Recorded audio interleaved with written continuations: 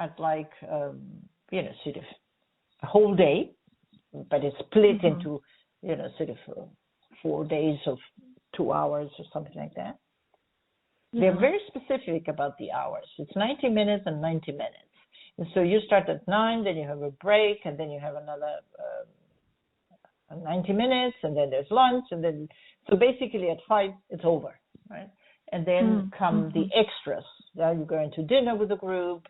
Do you want an orchestra and to talk and to watch an orchestra conductor to understand how leadership works? And there are all kinds of different activities. Wharton has, for example, a whole crazy group of people that do fantastic things. I've never seen this in Europe. They will take you to the Himalayas. They will rent a boat and go through a specific Polynesian archipelago with you and teach you how to sail an old ship with sails, where people have to climb the sails. Yeah, they will do all kinds of things. They will take you to Patagonia. So they have something that Europeans don't have, and that is there is a specific division. I don't even remember the name. But if you want any of those experiences, what they call real experiential learning, where they go through the experience and then they discuss it and debrief and how you're feeling and what's going on, and sort of issues of leadership, issues of collaboration, issues of delegation. So you make these issues happen in the experience, and participants do remember that. But we're talking a lot of money again, yeah. I would imagine, group, yeah. And if you do it for one group, you have to do it for all of them. So, yeah. Sure, got it. But you can get a composite thing. Yeah, you could get if you're interested. Let me ask you: are you doing this? Are you focused on Wharton? Because I keep talking about the Europeans, but I don't hear you react too enthusiastic about business schools in Europe. Is this because you're interested in the brand and you think it will impress the consultants? You can be frank with me. It's going nowhere. Yeah, well, actually, Wharton is just one school that I looked at. I'm actually looking at the London Business School as well as INSEAD. Okay. And Wharton, I'm looking at Harvard Business, I think it's Harvard Business Publishing, which is the executive education division. So I'm really looking at schools on both continents. And, one of the key takeaways that you mentioned in the beginning is, perhaps we use maybe Wharton or Harvard Business Publishing for folks in the U.S., but perhaps Harvard Business Publishing is all about books. Harvard Business Publishing has nothing to do with executive education. It's a blue building down, on the other side of the river, and it has nothing to do with executive education. Exec Ed is HBS, Harvard Business School, and they would have an executive education wing. I see. Okay. All right. Check it. I don't know. But publishing already tells you that it is about books. Yeah. That's a famous magazine and articles and I don't know where they came from. A list that I had done, but so now I'm wondering. We do have folks in Europe, folks in the U.S., and maybe it makes more sense to have two different partners in this. One in the U.S. and one in Europe. So that's going to give me a lot to think about. Yeah, you could. Yeah. You could. Now, the question to ask yourself there is, do you need their experiences to be comparable? Or is there a natural dividing line where you say, we need this group because this group is going to, it's made up of talent of whatever sort, and we need them, they're headed to be managing directors or whatever. So that would make sense then to split along the schools, right?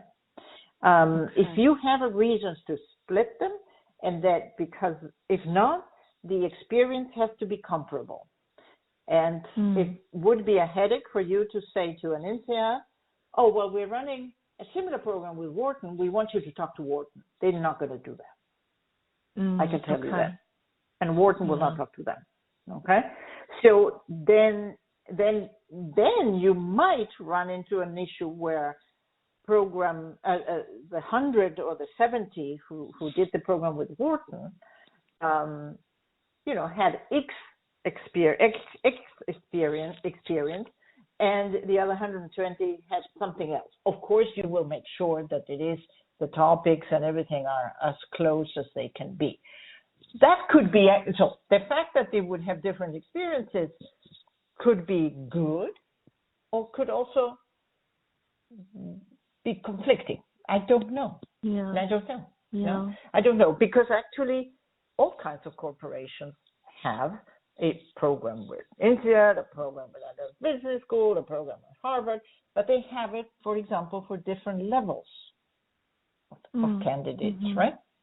So you say, the junior whatever goes to INSEAD, and the mid-level managers to whatever, and top management is going to Harvard.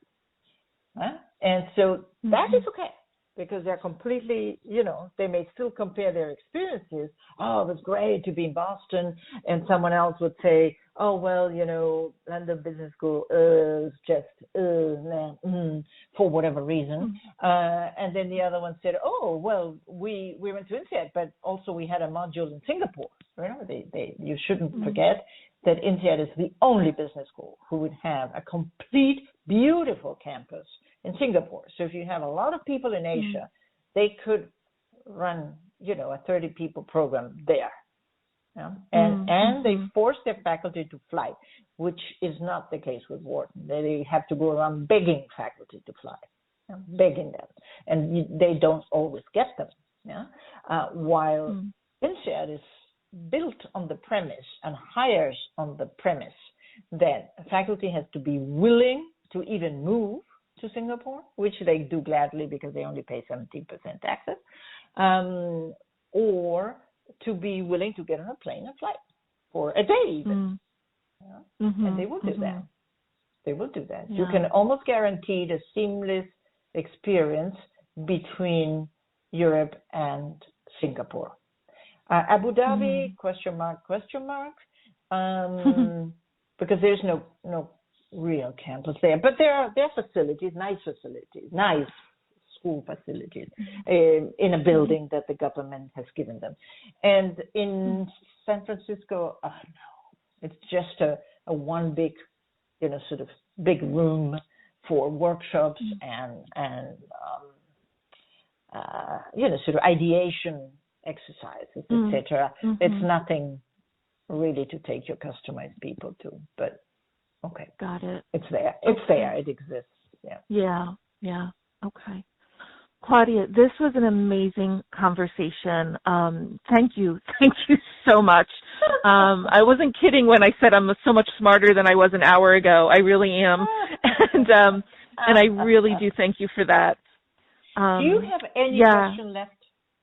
I'm happy to. I don't. One more. I don't. Okay. We did go through all of the questions that I had. And and I actually do have to run to another meeting, unfortunately. But I just wanted to thank you again for this. This was amazing. No problem. And you can find me. I know we have an intermediary person who, as a nice startup, they want to make their money. But if you need to reach out to me, and I won't even charge you. It's not about me making money. It's not about me making money. I have all this knowledge. I really do have all this knowledge and experience and intuition. And I was very, very successful at both schools. And I enjoyed my work there tremendously. I love the places. So I'm happy to help people have the best experience at both places. But as you said, and you're doing it the right way, you need a little preparation. Yeah. Okay. Yeah. If I do have any other questions, I will definitely, maybe find you through LinkedIn and reach out to you there. I have my last name. So, right? Yes, I do. Okay. So Claudia, thank you again so much. This was awesome. My pleasure. And good luck. All right. Thank you, Claudia. Have a good day. You're welcome. Bye. You too. Bye.